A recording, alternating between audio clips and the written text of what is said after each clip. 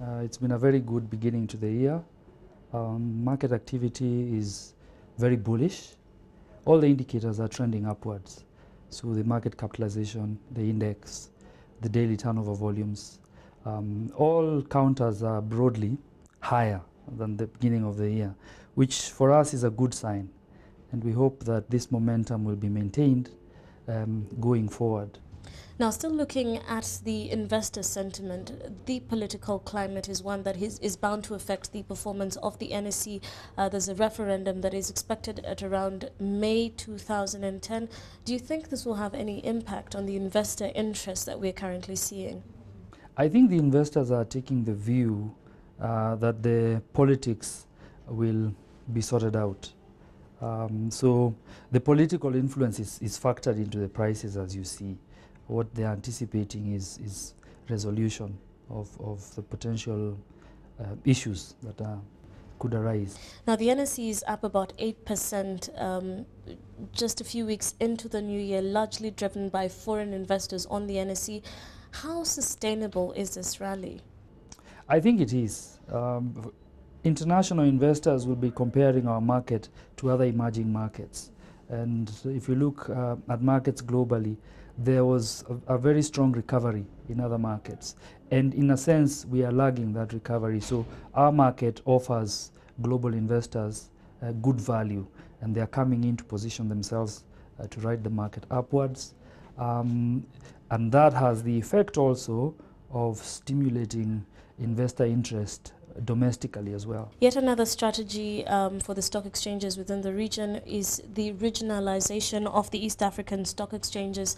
Last year we saw some companies such as Equity Bank, Kenya Commercial Bank, Stanbic Bank cross-list in Uganda and Rwanda as well. How much does this impact the regionalization, and what is the progress so far?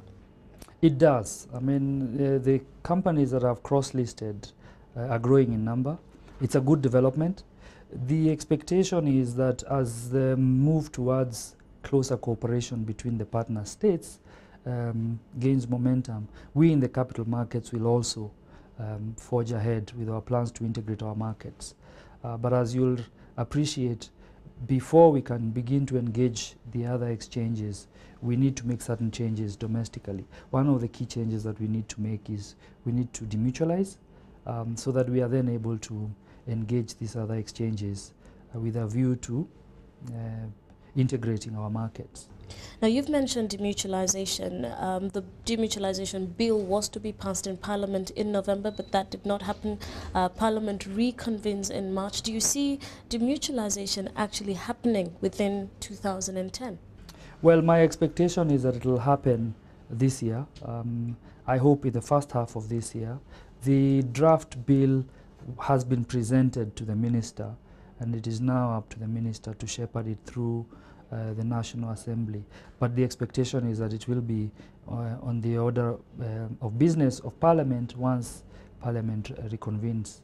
Now, there has been a lot of effort put into deepening the capital markets within the East African region, and one question that comes to mind is collective investments, which is downplayed within this particular market, and comparing that to the global markets where investors have learned to spread their risks across the different investment vehicles. What can be done to influence or encourage investors in these markets to put their money in unit trusts or other collective investment vehicles? I think it's very important that we develop a culture of pooling resources for investment.